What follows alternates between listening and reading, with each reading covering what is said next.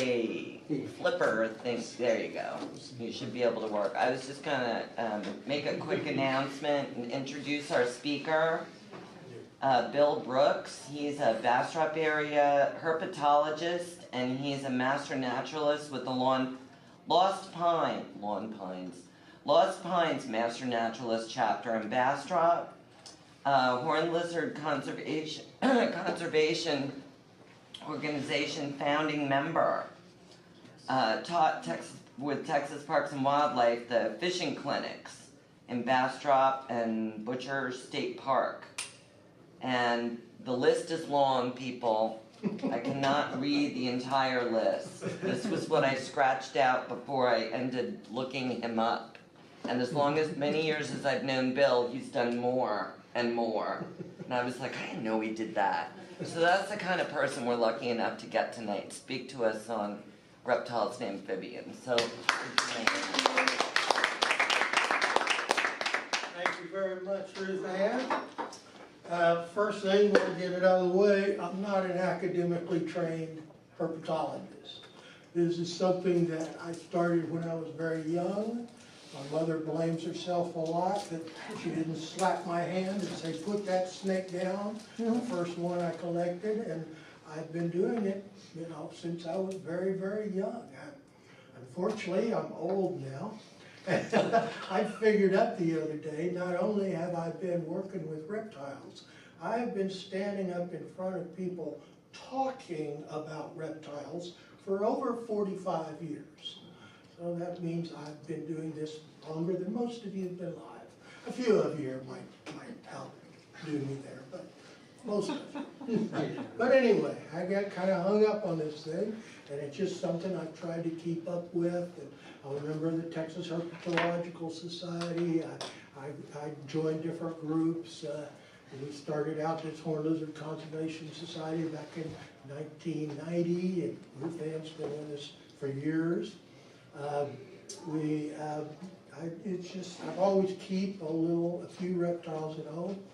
I don't have a real exciting collection now, and luckily I've gotten over the, a lot of young boys, when they get into reptiles, they want to keep two of everything, and I'm over that because that takes too much time to take care of two of everything. But mainly, I don't do much collecting anymore. Mainly what I have are animals that people give me, because they know I do programs with them, and they want me to have their animals, so they know I'll take care of them. So I brought a few today, and we're going to just kind of talk. I don't have a paper in front of me. We're just going to talk, and if you have a question, just shout it out. We don't want to. There's very few formal things here, so. I'll have a few work cards. There's my email address. My very favorite emails are, Bill, what is this? And it could be anything. I open up that email and you never know. And I look at it and I go, I have no idea. Where did you take this picture? Where did you get this picture? Oh, it's from Central Australia. Well, one thing that makes it fun, I talk to a lot of master naturalist groups, is that I've always lived in Central Texas. I've traveled quite a bit. I've put my foot down in 49 of the 50 states, all continental United States. Well, I've missed is Alaska, but I've visited all the states. I travel a lot. But I've always lived in Central Texas, so I don't know what a real winter is. But that's fine, because snakes don't like the winter. I bet I wouldn't like it either. But anyway, my focus, what I know best, is the reptiles from Central Texas. So that makes it pretty good for master naturalists. Come on in, find a seat. I'm glad you brought a snaky person here. There's three right up here. One over there, one over there. Maybe. I can't get there. Here. I don't fit. Here, nobody would fit in that. I really don't fit now. So anyway, so I specialize in the reptiles of Central Texas. So, if I don't know what it is right often, when I open up that picture, I ask where it came from. Okay, let's see. I said I'll have a few cards here if you want to take a card later. I brought some green environmental directories over there, a really fine publication. Everybody ought to have a Paul Robbins in every city in the United States. Put that thing up, help yourself, and especially for people that work with kids, I've got the coolest horned lizard mass in the world up here that you can share some. Most of this stuff, I do a lot of talk for kids, as you'll figure out as you hear me ramble, but a lot of this is just, you all know this already, but I just talk about the reptiles. We've got our animals, like a big pyramid, and we're always up top with the other warm-blooded, hairy animals, and then, maybe some birds and reptiles and amphibians, and all that. And it just keeps going down till you get the slimy stuff and nobody wants to touch, but we're always up here at the very top up here, and reptiles are a couple steps down. Now that's the section that we're talking about. So just tell me real quick, what do all reptiles have in common? Cold-blooded. Cold-blooded. That doesn't mean they're killers. That just means that their body is about the same as the air. But just because you have a thermometer on the wall doesn't mean that's the same temperature as that snake. Because that snake has the ability to move and get to a temperature where he likes it. And contrary to popular belief, if it's 100 or 100 plus outside, that's not where you're going to find a lot of rattlesnakes. That's too hot for reptiles. I mean, on a 4-lane highway, if there weren't any cars coming and running over them, they couldn't crawl across the highway before they die. It's just too hot for them.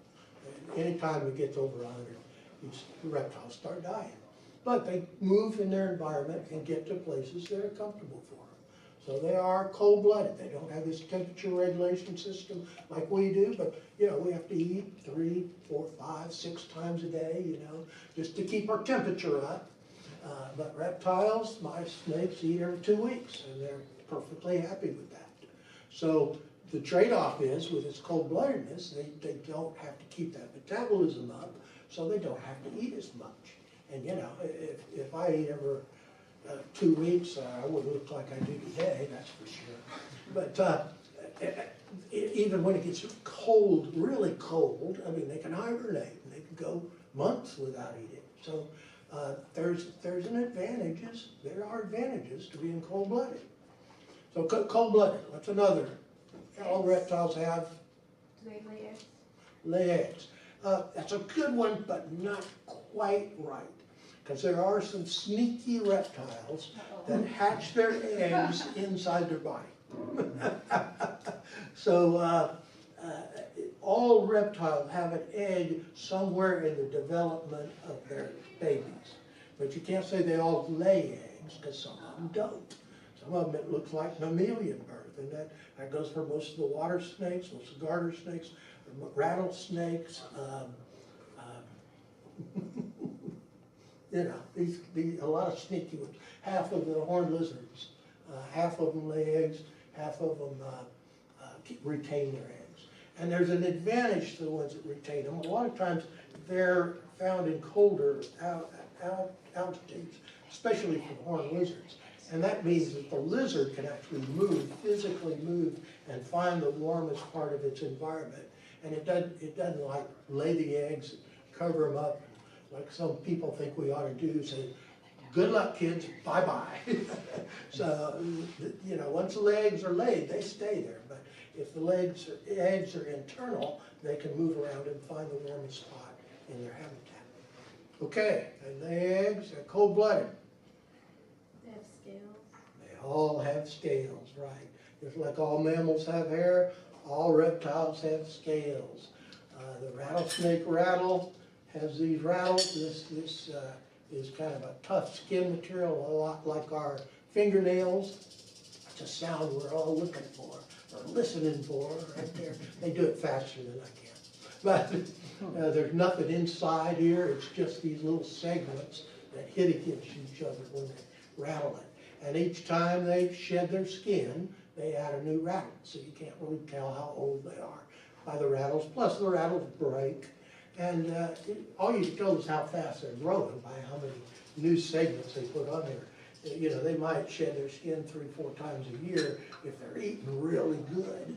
If things are a little skimpy, then they might just add one button to the raffle every year.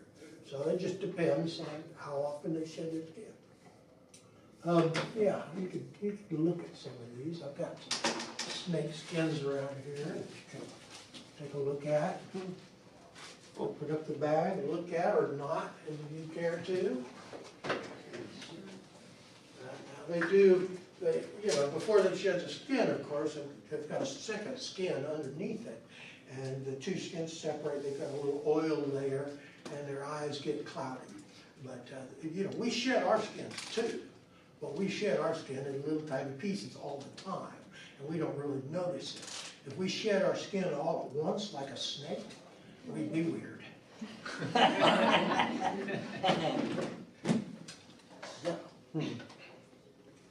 Well, the alligators and crocodiles, we've got both in the United States. Alligators they're just one species, and alligators in Texas.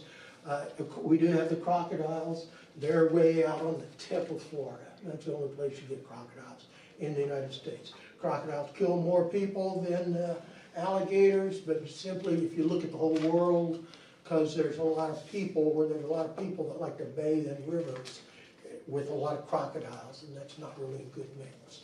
But we went for almost 20 years without having anybody in Texas die from an alligator, you know, an alligator killing.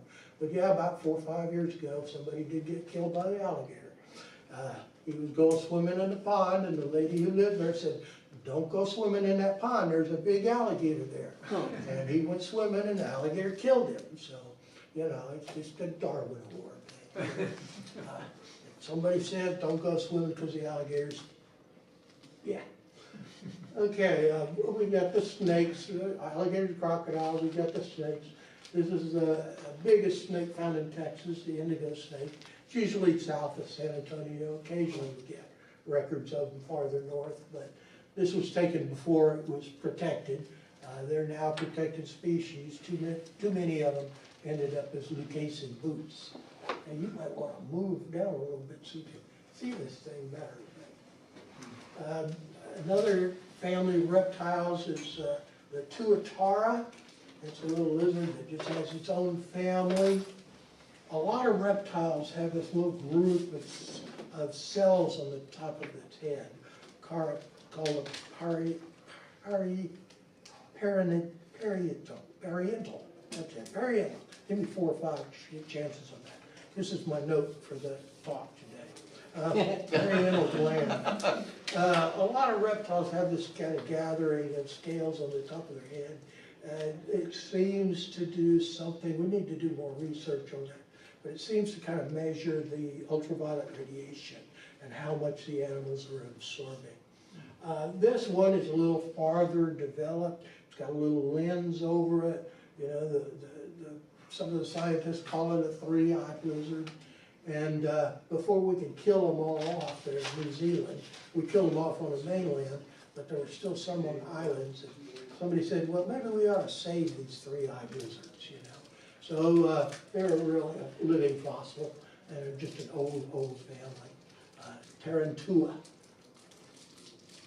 Of course, our lizards, most of us have seen these little things. People call them chameleons, or they'll call them anoles. American anole is the best name for it. They can change colors, you know.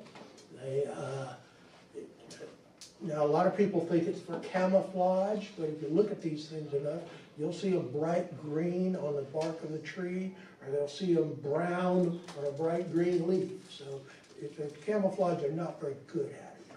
Really, what we've decided is it's more temperature, body temperature regulation. Here it is, a cold-blooded animal that when he gets up in the morning, he's brown and absorbs more of that sunlight so he can warm up faster. Then as it gets toward noon, okay, he's had enough of the sun, and he turns a light color green that sheds some of this heat. So there's a cold-blooded animal that actually does some body temperature regulation. A lot of lizards have a little ear hole. Doesn't like to go back. There we go. Get confused if I have too many things to punch here. But, got a little ear hole right there. A lot of lizards have that, but some of them don't. But anyway, he's got a dewlap. The males have a big red dewlap. Different species of anoles have different colored dewlaps. The main thing I know about this big red dewlap, I mean, he uses it to show off for his ladies and to kind of protect his territory. But I do know that if you get your camera out, he stops doing that. Every time I get my camera, I'm going to get this picture, and he just stops. And I go away, put the camera away, and he just pops out of that. Something crazy. Notice Carolina. And then we, the other family is the turtles. This is the Texas tortoise. If you go a little bit east of here, they call them the gopher tortoise. If you go a little west of here, it's the desert tortoise. They're all in the same family. This is now a protected species. I know because I had a grandma down in San Benito, down in the tip of Texas. And as kids, every time we'd go down south to visit grandma, on the way back, we'd stop along the highway, pick up a turtle and bring it back, put it in the backyard till it got away. So I probably helped depopulate some of these turtle areas. And we've got two types of box turtles around here. And of course, they're called box turtles. Before this is over, I'm gonna learn this. Okay. They've got this little hinge right here on the bottom shell, but they can just close up like a box. And hence it gets its name. Now, y'all know the difference between venomous and poisonous. And a lot of people misuse these terms, A lot of people see a snake, is it poisonous? And my answer is, I don't know, I've never eaten one before. Poison, you have to eat it for it to affect you. Venomous injects the venom in your body. So some of our snakes are venomous, just like wasps and bees and scorpions, things like that. However, this is a poisonous reptile. In early Americans, the Indians invited them over for dinner and had turtle soup. And early Americans, oh, yeah, that's pretty good. And next Sunday, they said, we ought to make our own turtle soup. But these box turtles are a lot easier to catch than the water turtles, like the Indians made their soup out of. So we'll make some turtle soup out of these box turtles. And it killed some of them. The box turtles eat mushrooms that we can't tolerate. And they store the mushrooms in their body. So it's a simple rule. Don't eat your box turtles. The rule I've been able to live with for a long, long time.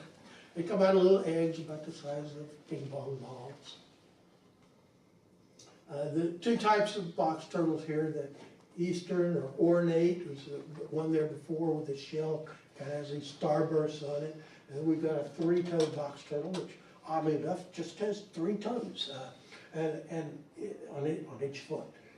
But it has kind of a gray, army gray shell, but a lot of color on its skin, so they trade it off pretty well.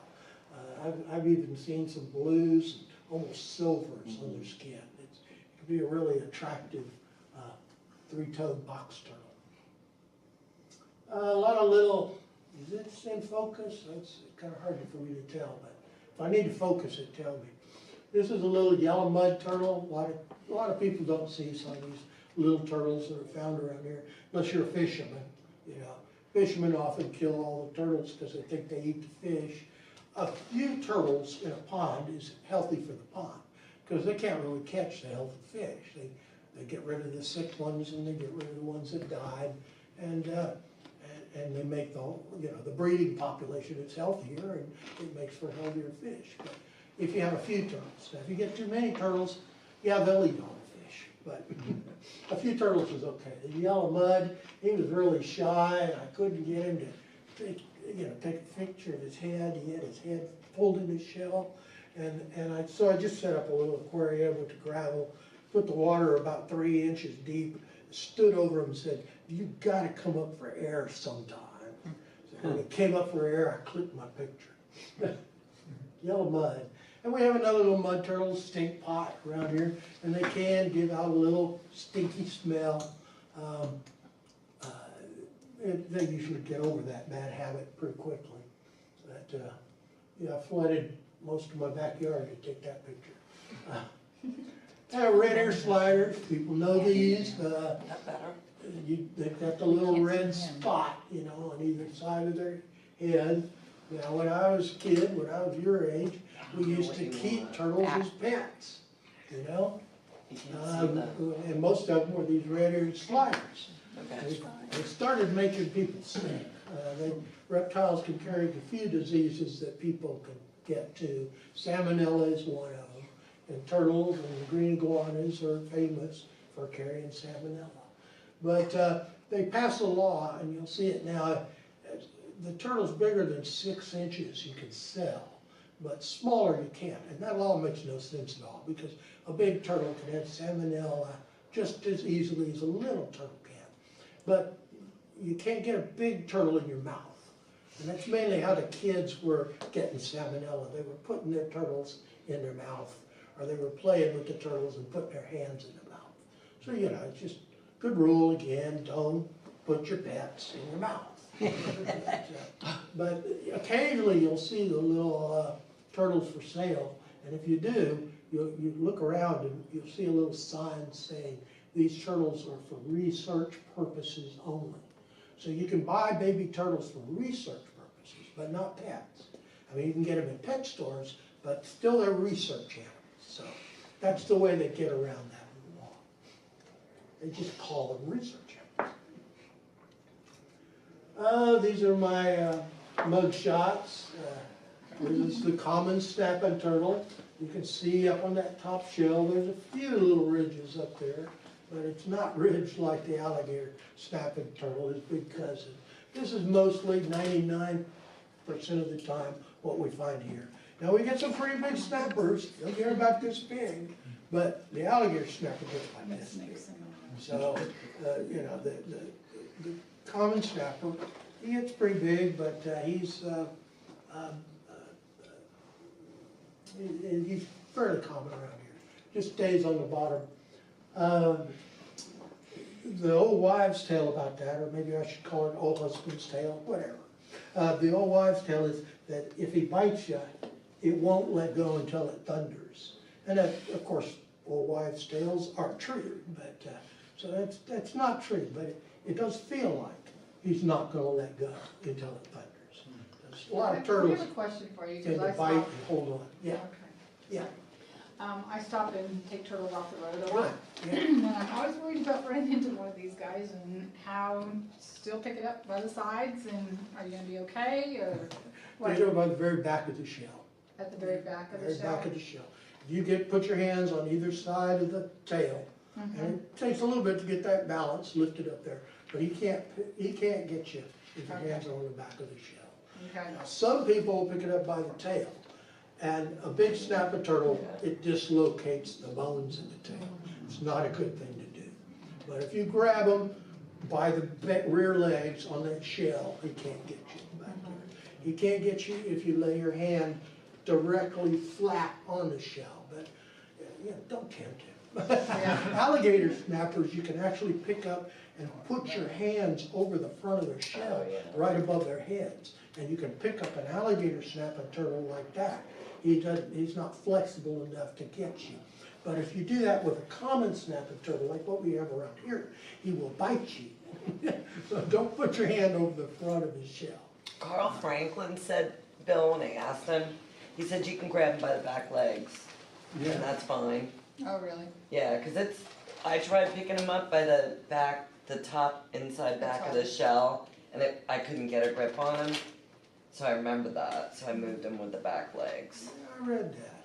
And if you do pick them up by the back, the shell, they'll rake you with those feet. That doesn't hurt very much. But they've got claws, and and it looks real impressive for your friends, but it doesn't hurt. That'll hurt. And I have noticed that some turtles are a lot more active when you pick them up, and a lot of them still just go inside, and those are the ones that are always much easier to deal with. But, so if it's one that's very active while you're picking it up, is it probably this? Or is there It any has, you know, distinction? it has the big legs, it pretty much hangs out, its head. They can't really go in their shell. Yeah. Oh, It- okay. it Oh, looks- you would know if it was a snapping turtle. And if you wave your foot in front of it and tries to bite your foot. that's another- And then you're like Bill who lets it bite his foot. Yeah, Look at this. There's a close up, don't get this close to the snapping turtle. And the alligator snapping turtle, now they're found farther east from here. Mississippi River drainage in far east Texas. That's a Caddo Lake, one of my favorite places in the world. But you look at that shell, and look, it has mountain ranges on its shell. It's really sculptured. So it's really quite simple to tell the alligator snapper from the common snapper. Alligator's also the one too that is the laziest eater of, I guess, any animal that I know of. That they've got this little pink thing in the back of their throat, kind of like a tonsil. And they'll open up their mouths and wiggle this little pink thing, and a fish swimming by will see it. And, oh, look at that, it looks like a worm, since they're the color of mud, you know. They swim up there, and the alligator snapping turtle just closes his mouth and swallows, and he opens his mouth and gets ready for the next one. It's kind of like me going, hamburger, hamburger. But the alligator snapper will get, if you overfeed it, it'll get 200 pounds. So they get big. Now this little thing here is a lizard. They have legless lizards, and they have snakes with vestiges of legs. Down a little south of us toward the coast, we've got this little lizard. He's got little ear holes that snakes will never have, and he's broken his tail, and his tail is starting to regenerate. Snakes can't do that. I was thinking of these lower animals, so we were up here, and you know, the mammals and the birds and reptiles and all. Well, there's a lower animal down here that can break its tail and it just grows back. Wouldn't that be cool if we could lose a finger, lose a hand? Oh, don't worry about it. It'll grow back in about a month. You know, that's a cool thing to have. That'd be very nice. But this is a legless lizard. This one you've probably all seen around here if you've been out and about. We have kind of two species. One is this one right here, this striped lizard is a spotted whiptail. Because he does have a little tiny spot, and there was already a 5-lined whiptail. So this is spotted whiptail, and we do have this 5-lined whiptail out where I am in Bastrop. It's a little smaller, it's a little more colorful, but they're very similar. And I like to tell people, once you're older than 16, you can't catch those anymore. They're way too fast. And there's our Texas state reptile. And they're just at a reduced number than they used to be. And a lot of us do these surveys of plants or animals or stuff. And these are very valuable things because we can't say 80% of the horned toads are gone from where they were in 1960. We can't say that because we didn't have the baseline data back there in the 60s. Nobody sat around and counted horned lizards to see how many were in the vacant lot and go do it once a month to see if the numbers go up or down. Because there were so many of them, we didn't even think about counting them. Well, here's an animal that in the late 60s, early 70s, the population took a nosedive. It happened in different places at different times. And there are places today where all of a sudden you're seeing them again. But I kind of think that it's natural ups and downs like all animals and plants do. You know, some years are really good. You see a bunch of them, other years you don't see them, you know. So I'd be out on the tiniest of sticks if I said that the horned lizards are coming back. I don't see that in our research yet. Now, we started this Horned Lizard Conservation Society in 1990. You can look us up on the net. We're Horned Lizards with an S.org. We're a 501c3 nonprofit. I was at the first meeting and been working with them ever since. And we did the battle cry, we're gonna bring back the horned lizard. Well, it's a lot easier to say than it is to do, you know? And we do research, we do baseline data, we give grants to mostly college students that are doing research with horned lizards. And, you know, so many years later, we still don't know why the population dropped. A lot of people call it fire ants, but in Central Texas, there were no fire ants when the population of the horned lizards dropped. So the population's a big drop happened before fire ants were ever in the picture. They were still all around Houston and Galveston. They weren't all over Texas. So it's not fire ants. Now, fire ants is a problem now. Fire ants affect everything that touches the ground, you know. Fire ants kill deer and cows, and horned lizards. But it didn't cause the big drops. And so we either don't know, or it's a combination of the usual suspects. Chemicals in the environment, habitat destruction, habitat fragmentation, farming practices. They don't leave the fields fallow. They farm right up to the fence lines. Even things like free-ranging cats. Cats will kill horned lizards, you know. One of the horned lizard's way of escaping his enemies, he'll run and then freeze. And he's so well camouflaged, your eye just sort of naturally keeps on going. Except if you're a cat. The cat sees it run and it stops and it knows exactly where that lizard is. So free-ranging cats will kill your horned lizards. Fire ants, also a problem, not only because of the fire ants, but they kill the horned lizard's food. 80% of the Texas horned lizard's diet are the harvester ants. When I was young, we called them big red ants because they were big and red. But these are the ones that clear out an area and have a hole right in the center and have the trails going out here. I heard a lady the other day, I loved it, called them wagon wheel ants because all the trails lead off. But that's 80% of the horned lizard's diet. Now, if you have these harvester ants, you might not have horned lizards. But if you don't have harvester ants, you won't have horned lizards. So they're a connected species. And to have horned lizards, you've got to have harvester ants. Well, why did horned lizards, why would they flatten themselves so flat? Get rid of their shadow. Get rid of the shadow? Get rid of the shadow. They're just blending into the environment. Try not to be a bump. Unless you're a little round-tailed horned lizard. And they come with their own shadows. And they stay in pebbly areas. And they look just like a pebble. And around the edges of their body there's a dark color. And it looks just like a shadow on a pebble. But, yeah. Well, could they really squirt blood? Absolutely. Or blood? Okay, 'cause Yeah. we never could get them to do that. It seems to be a response to canines. Now, you didn't poke them enough. No. It seems to be a response to canines. I've caught thousands of them, handled thousands of them. I've been squirted 3 times. So it's nothing that they do really for people.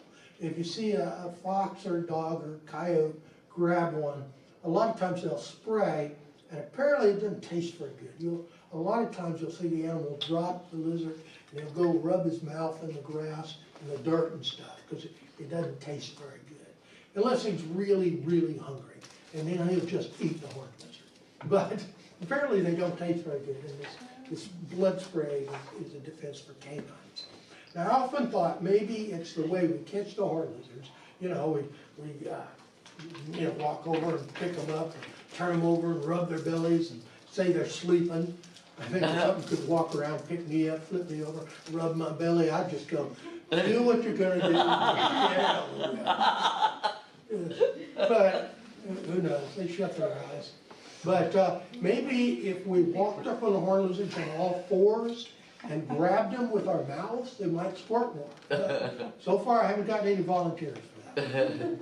But if anybody's interested, see me later. We'll see. Okay, the little horned lizards are Texas state reptile. There are no federal regulations on horned lizards. They're all state by state basis. And we can say hurrah, because about 2 weeks ago, Nevada passed laws saying you can't export them for sale. Up until 2 weeks ago, you could collect horned lizards and mail them out of the state for sale. And some pet stores in Texas would have a Texas horned lizard and say, came from Nevada. I mean, it was a huge loophole that we had to get rid of. And finally, Nevada passed the law protecting them. So this helped. But in Texas, we've got 3 species. We've got shorthorn, round-tailed, and Texas. Now, the shorthorn and round-tailed, they're out in far west Texas. But the Texas is the one most people know. But in Texas, it's the state reptile that's protected, and the other 2 don't have protection in Texas. So we need to work on the legislature a little bit more. Well, I guess maybe round-tail, maybe shorthorn is protected, but Is round-tail it state yeah. threatened? Texas, yeah, Texas Parks and Wildlife dedicated threatened. So 2 of the 3 species are protected. Sorry, one, the round-tail, is not. Okay, lots of cool little horned lizards, but that's another talk. I could talk for hours on horned lizards. And he does. And I do. I'm going to be talking to to my Lost Pines Master Naturalist. I'm giving a horny toad talk in February. A lot of people get lizards mixed up. They think they've got horned lizards and they don't. If I hear somebody say, I've got a horned lizard up in a mesquite tree in my backyard, no, that's a spiny lizard. These earless lizards, they don't have ear openings like a lot of lizards do. They're kind of cool because they'll raise their tail up over their bodies, and their tail is black and white striped. So a lot of lizards, the tail can be removed, and the tail keeps wiggling, and the predator will go after the tail sometimes, and the lizard gets away. But this one, it shows those black and white stripes over this camouflage body and moves that tail around and just says, hey, if you're a predator threatening, take this tail. I don't care. Just let me go. So it's a real interesting defense. I call this picture, he got me. A lot of male lizards have these colorful patches on their belly. A Texas alligator lizard, one of the coolest lizards found around here. A big one, be about this big lizard. Of course, most of its tail, but big lizard. They're found a little bit farther in the hill country. This one is shedding his skin. He sheds his skin whole, like a snake. So this is why he's crawling out of the skin, and this is the shed skin back here that's peeling off of it. So this is a lizard that peels his skin off whole. He's got ear holes here. If you hold him up just right to the sunlight, you can see light through his head. My brother called me up from Big Bend one time and he said, Bill, you really can see light through their heads. Well, I've been telling you that, Bob. But, yeah, reptiles aren't the smartest animals in the world. I'd say they're the next step up from a pet rock.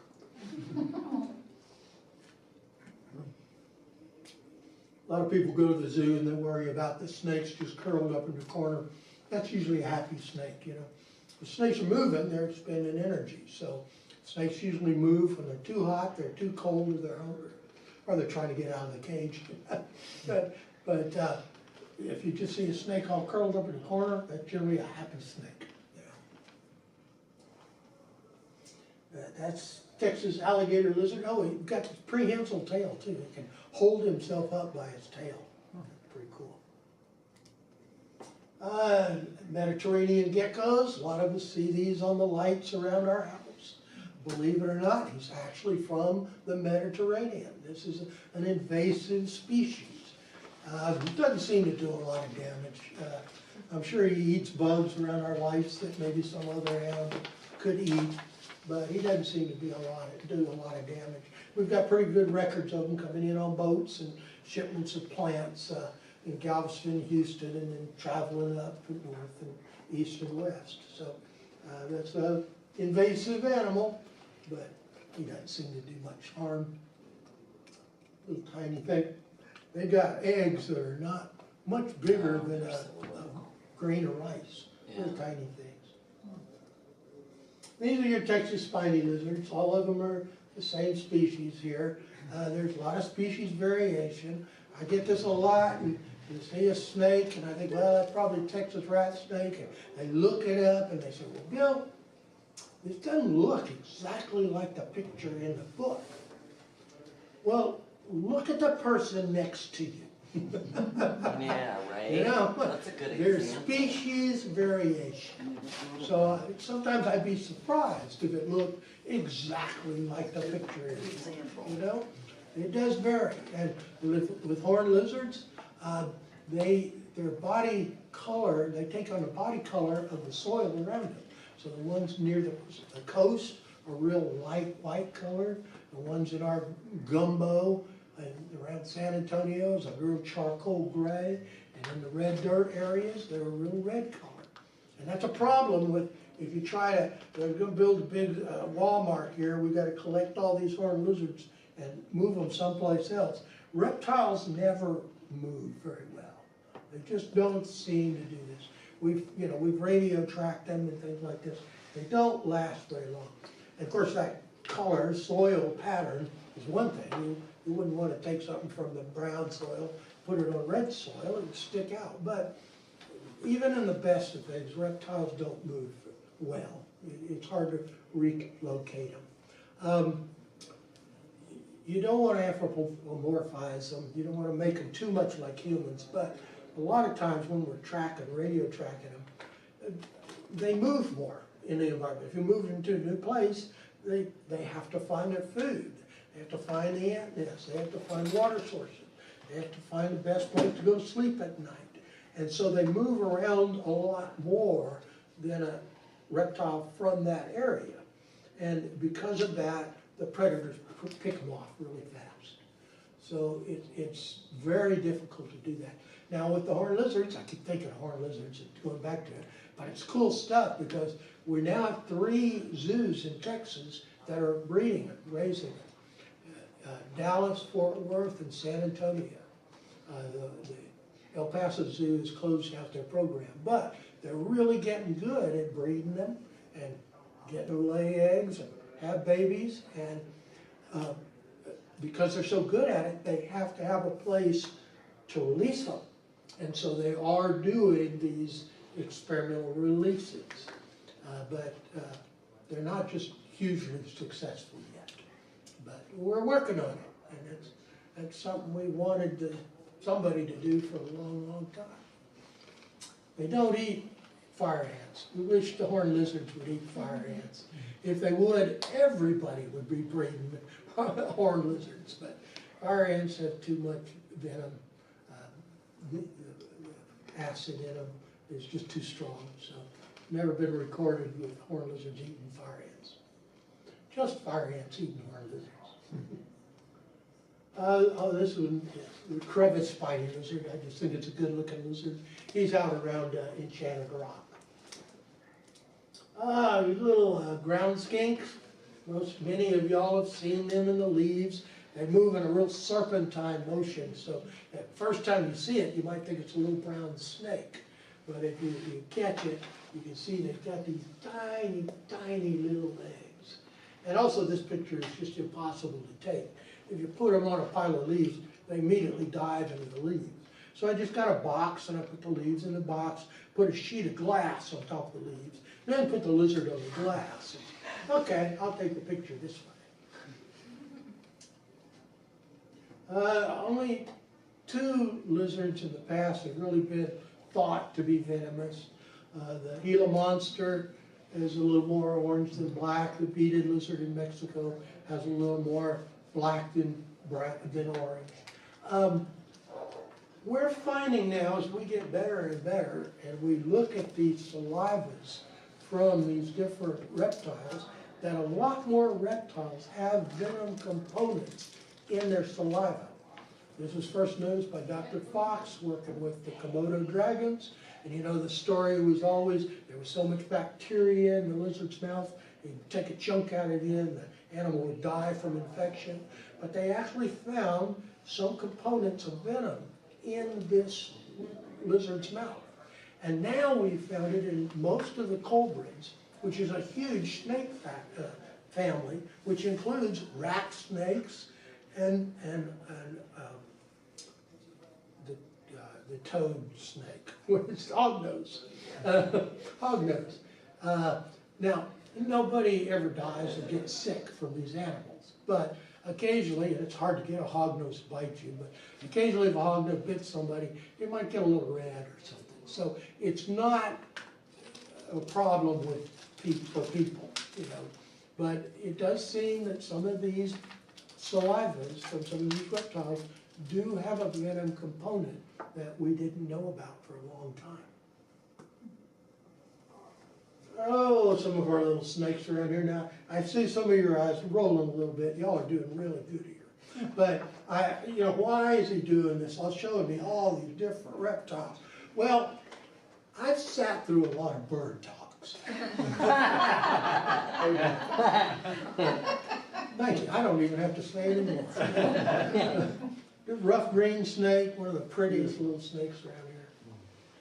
This is Texas night snake. This is another one of our venomous snakes here. It has rear fangs, tiny little snake, never gets any bigger than that. So far, nobody has been able to force his mouth open and stick their finger far enough down his throat to get envenomated. But the Texas night snake, cat-eyed snake, and wire snake are all rear fang snakes. They've never killed anybody, but they do have fangs in the rear of their mouths. What kind of lighting is that? Is that just normal lighting? It's probably sun. I don't get very much, I don't get very fancy. And, oh, that picture It I just did looks like take. it's popping so much. Yeah, well, thank you. You probably took that picture in 1970. So do they only come out at night, being a night snake? Pretty much. They basically, if you flip enough rocks and boards, you'll find a few of them. That's where you find them. They stay pretty well hidden. They may just stay under the boards and collect the bugs that come in to try to hide under the boards. Your blind snake on the left and a slender flathead snake on the right. Blind snake is blunt at both ends, and occasionally they'll get in your house. My 90-year-old mom, she's got a little playing card in her bookcase, and she'll take this little playing card and go over and scoop up the little blind snakes, and take them out and throw them outside.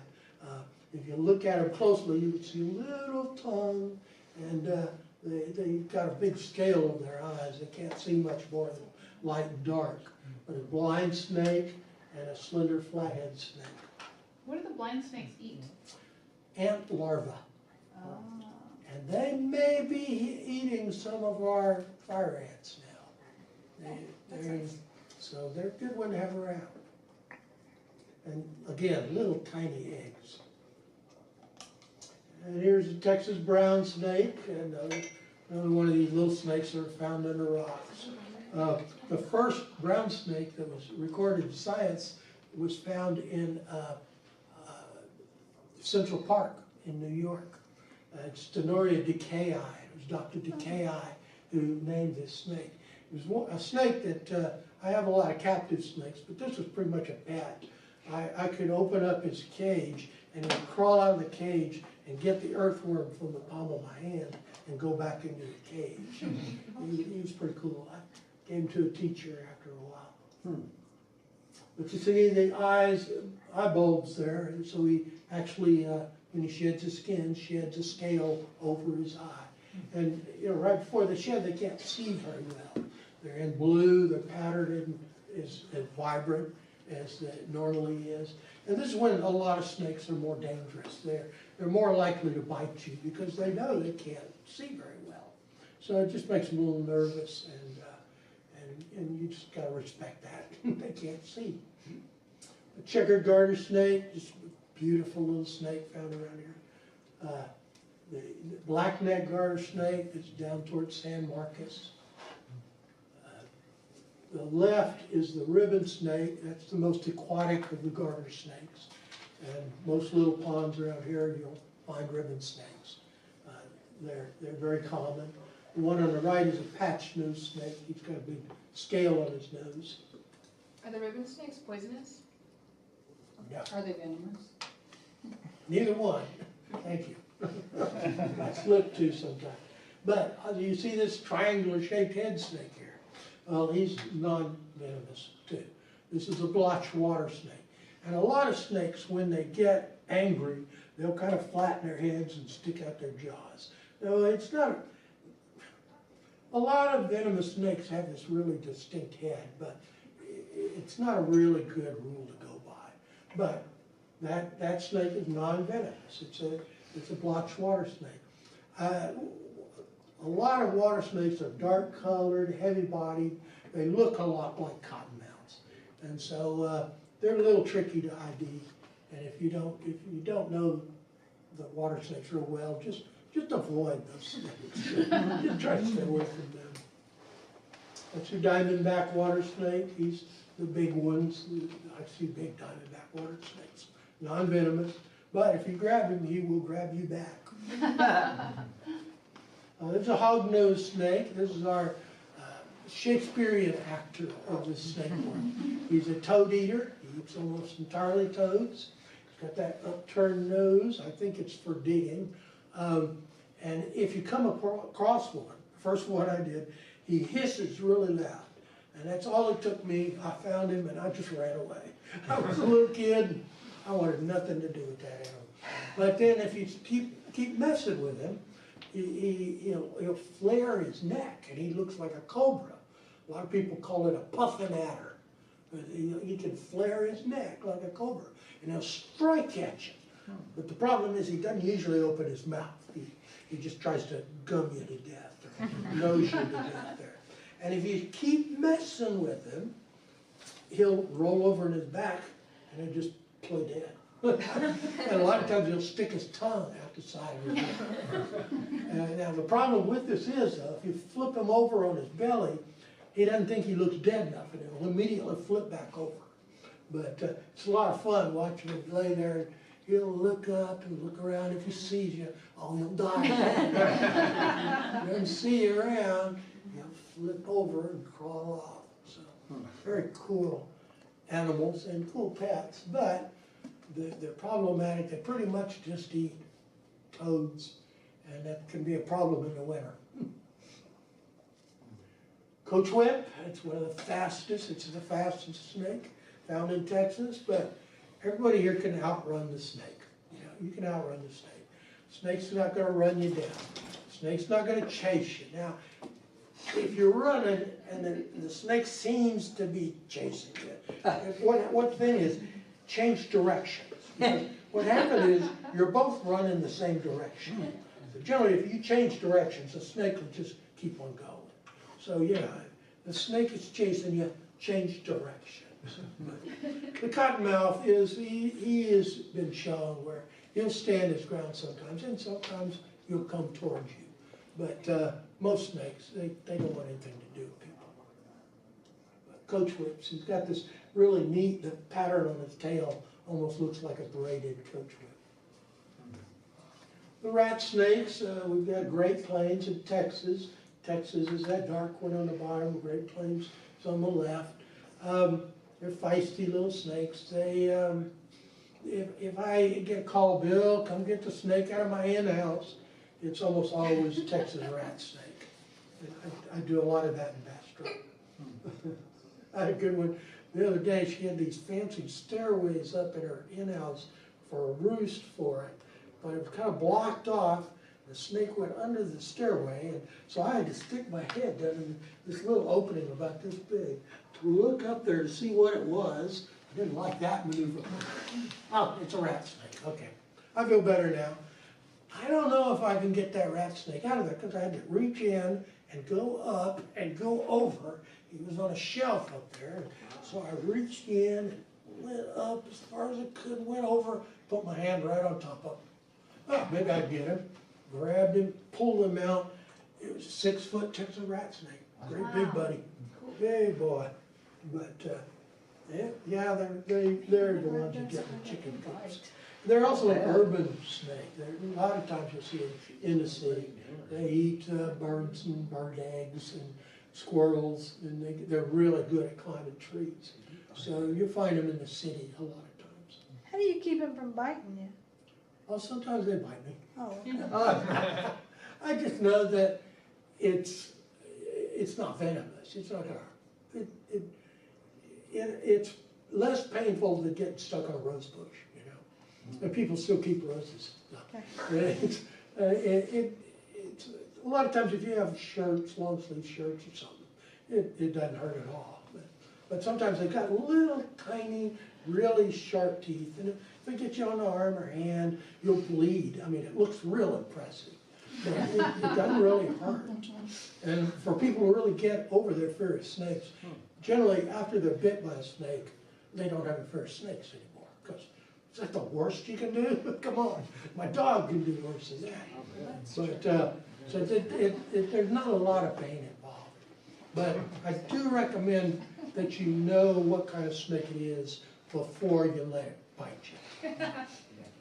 I didn't do that when I was growing up. Pretty snake, pretty picture of the Texas rat snake, the cockroach of the snake world. I got a call one morning at a daycare center. Bill, we got a snake trying to bite people. Obviously it's venomous. And I went over there. It's kind of cool because it had this kind of yellow pattern on its skin. Texas rat snake again. And I went up and it was just posing like this. And I get my camera and I went up and took the picture, you know, and changed the lens. And I'm going to go in a little closer. And I've got the camera, you know, the camera's covering most of my face. And I get up there to take this picture, and sure enough, he bites me right in the shoulder, right there. And I saw the lady, one of the teachers, spin around, and she was headed toward the school. And I said, stop. Non-venomous, it's okay, no big deal. I said, you know, it's not gonna kill me, it's okay. I'm not sure I totally convinced her. As I drove away, she waved at me and said, I hope you wake up in the morning. Texas rat snakes, just a species, a variation, all the same species, just different colorations. Texas, it's a desert king snake. They're usually down south Texas. They called king snakes because they eat other snakes. Maybe one of the reasons. I've even actually seen an x-ray of a snake that ate a snake bigger than it was. There you go. Now how could that be? Well, he just folded him over a few times. But they had king snake. The farmers and ranchers like to have them around. I heard they eat rattlesnakes. Yeah, mostly. they'll eat rattlesnake. Most of the venom doesn't affect other reptiles. It doesn't affect them. Now, sometimes the fangs will strike a vital organ, but a lot of times the venom doesn't do anything to a reptile. This is western diamondback. This is the one that does most of the bites around here. He's a common, hot-tempered little snake. Luckily, he rattles, you know, before he tries to kill you. You see why it's called the diamondback. He's got the diamonds on him.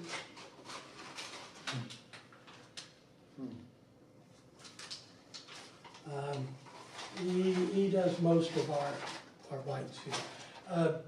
Still, generally, if you don't do anything, your chances are better than 50% of living. Don't do anything. Better than 50%. Now, I like to up my chances better than that. 50-50, you know. You put a Band-Aid and monkey blood on it, and you've upped your chance about 80%.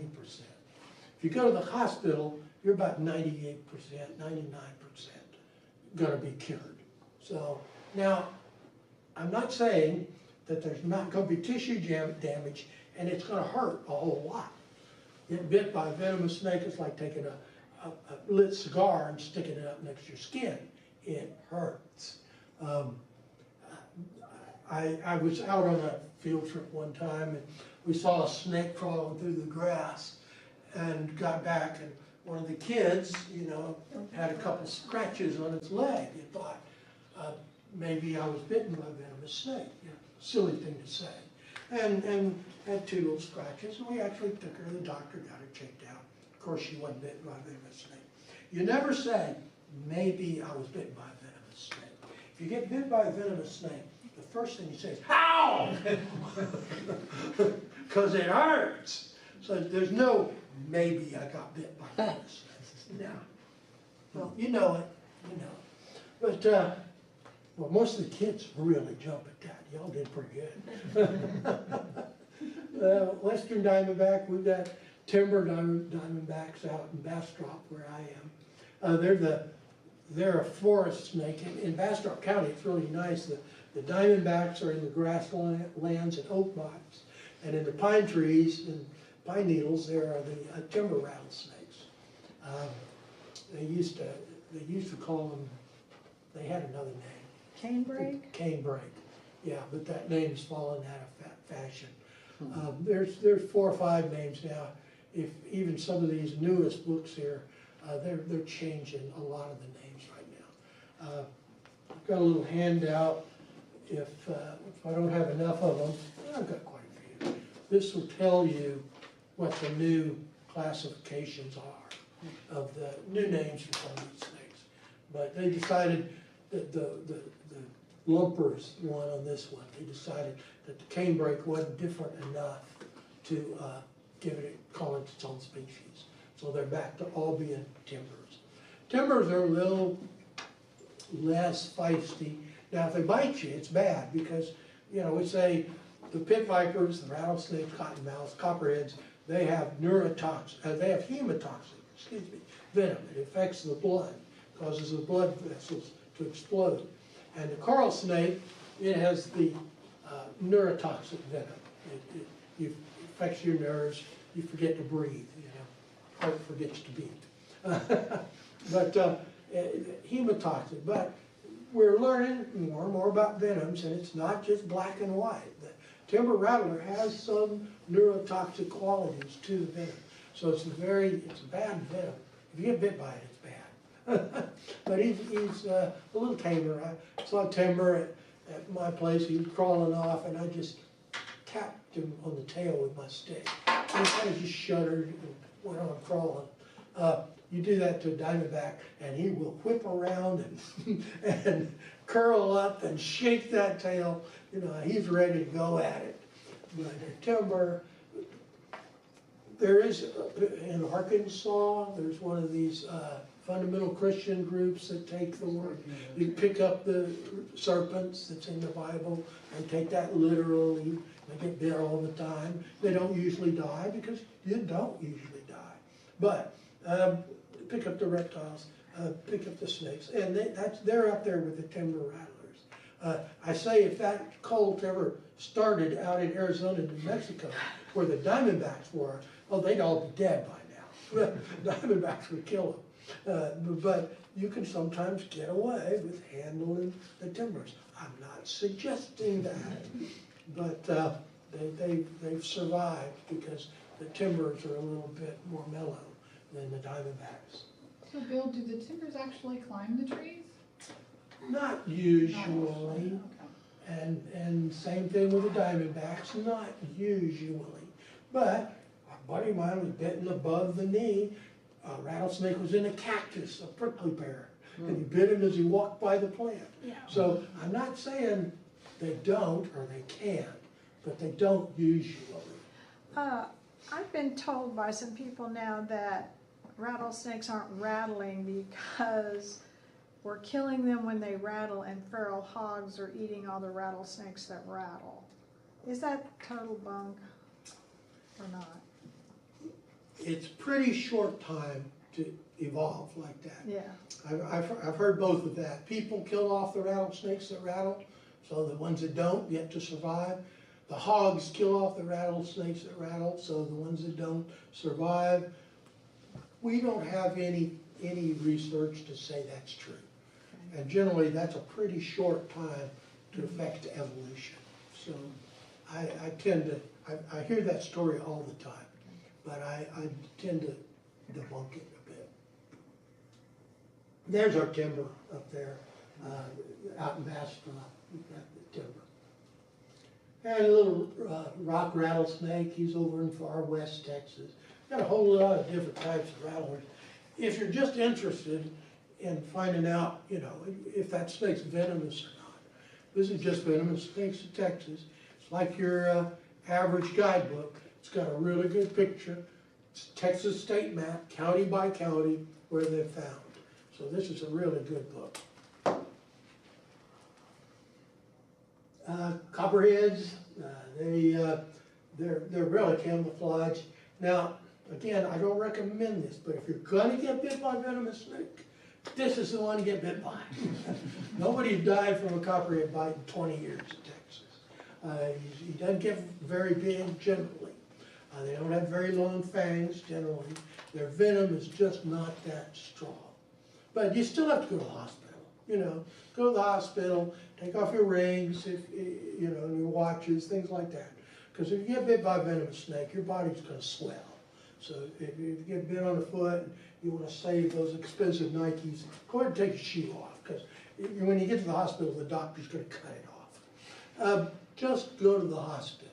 You don't put a constricting band, don't dump it in ice, don't do anything that's going to make it worse. Just go to the hospital.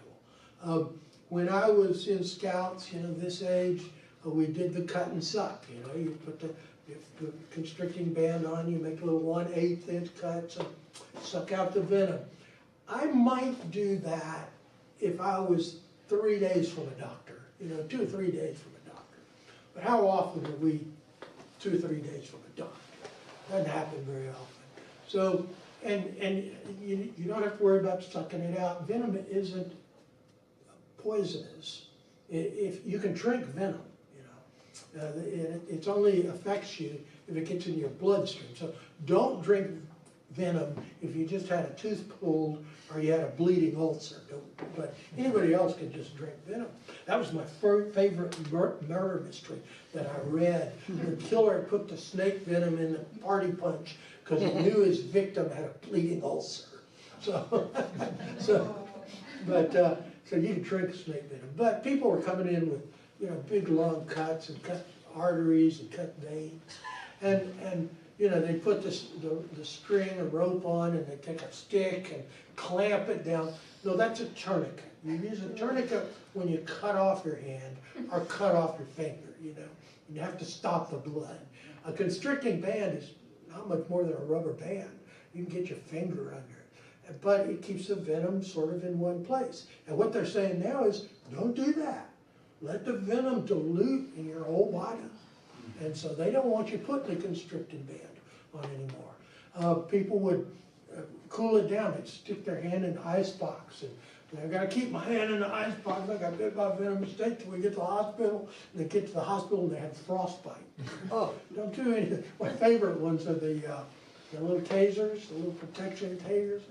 For a while there, they were saying, if you get snake bit, you tase yourself there, and it breaks down the venom. No, it doesn't. You just get that snake bit, and then you tase yourself. I said, well, it works really good on dogs. That's how bad it does. Dog doesn't want to get near a snake ever again. Hey, the rattlesnake bit me. Well, here, tase him. That taser doesn't work. That doesn't work.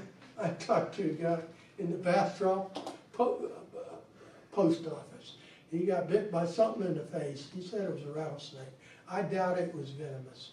But he said the hardest thing he's ever done was put that cattle prod up next to his face and pull the trigger. Oh, no. And all I could say is, I bet that was difficult.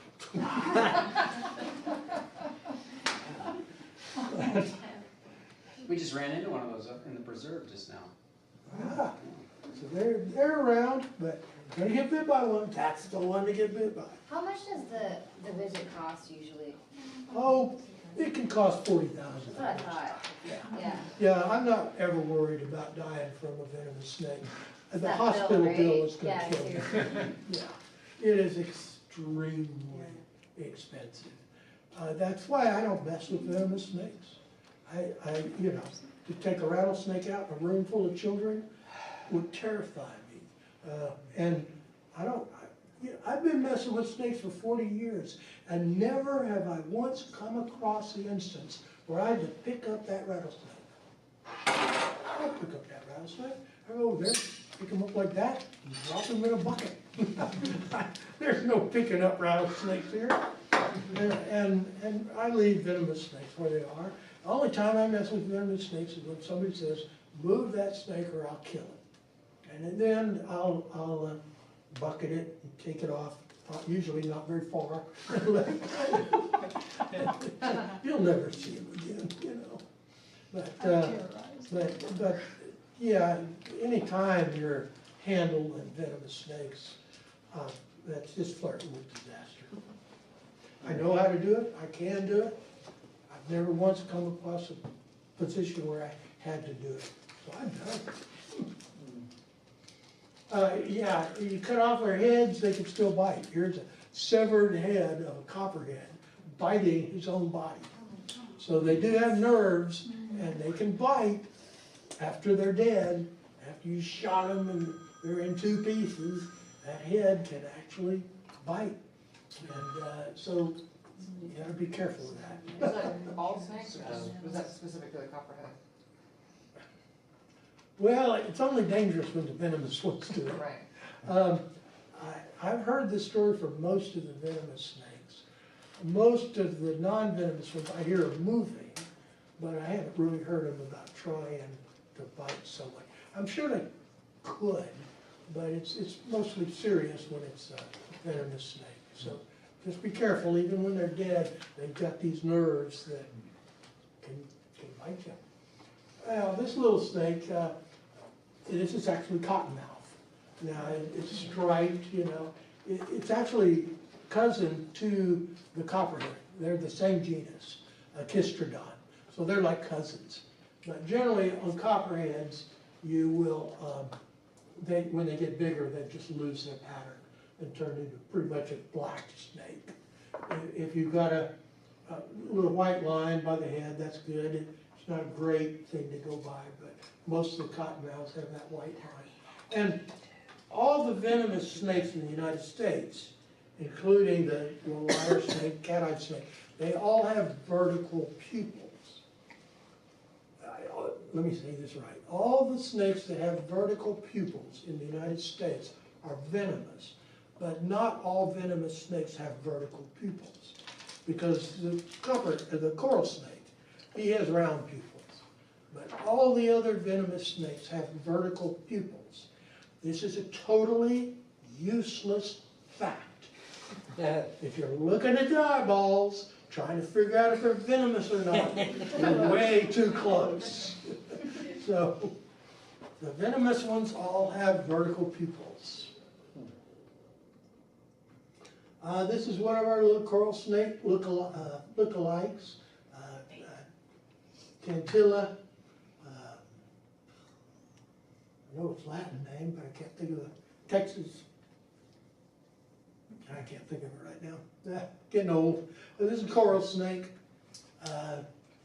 It's red touches yellow, kill a fella. Red touches black, venom lac, or friend of Jack. If you're with a bunch of snake hunters, just put it in the sack. Red and yellow, red touches yellow. That's a better way to say it. A lot of people say red and yellow kill a fellow. Red touches yellow, kill a fellow. Red touches black, friend of Jack, or venom lac. Now that only applies in the United States. And Costa Rica, they've got all sorts of different colors of coral snakes. But up here, this is the only coral snake that looks like that. And it's fairly common. They're a burrowing snake, but not a lot of people see them just because they burrow. Most people know what they are when they see them. There are a few mimics around here, but they're so rare that you can pretty much say if you see a snake like that, it's a coral snake. The mimics are just extremely rare. I mean, in the United States, there are thousands, in Texas, thousands and thousands of coral snakes are found every year. In Texas, the mimics, they may find 4, you know? So the mimics just are not very common. Are those safe to relocate yourself? Just because somebody found one on my street recently. Coral snakes? Yeah. Well, with one of these or a bucket. You know, I sure wouldn't pick it up with my hands. This is your Gulf Coast toad. You know them around here. They're the most common toad around. They get pretty big. Gulf Coast toad. Singing Gulf Coast toad. We've got the Houston toads out there in Bastrop. Anytime I hear people say, "Oh, I've got Houston toads all over my yard," no, they're Gulf Coast toads. There's a few Houston toads out there, but not a lot. The Houston toads have these black speckles on their body, on their belly. Little ones, Gulf Coast toads have a few speckles, but when they get to be adults, they lose the speckles on their belly. But the Houston toad keeps them, and the males have a black throat too. So that's a good way to tell the Houston toad from Gulf Coast toad. That's a picture of our little endangered species that's out there in Bastrop. Cricket frogs, these are the ones that you take 2 rocks and click them together and the frogs will start singing. That's a fun thing to do. Bullfrogs, these are the ones that we eat frog legs from. We've exported them all over the world. Now they're getting loose and they're eating all the other frogs. They're they're wreaking havoc with amphibians all over the world. Spadefoot toad. It has vertical pupils. Remember, the vertical pupil rule is only for snakes. And nice thing about the spadefoot toads is, there's his vertical pupils, is he's actually got a little spade on the foot. So they named him logically. So they're pretty common around here, but they only come out right after it rains. Spend 95% of their life in the dirt. Leopard frogs, second largest frog here. Generally, that's the one that jumps and croaks right before it hits the water. If you're hiking along, you'll hear the turtle, the frog go, croak, splash, croak, splash. And that's where you can kind of get, leopard frog. We've got the green tree frogs and gray tree frogs up there at Bastrop. Beautiful, beautiful little animals. And y'all made it. You made it through the program. And me just spilling forth.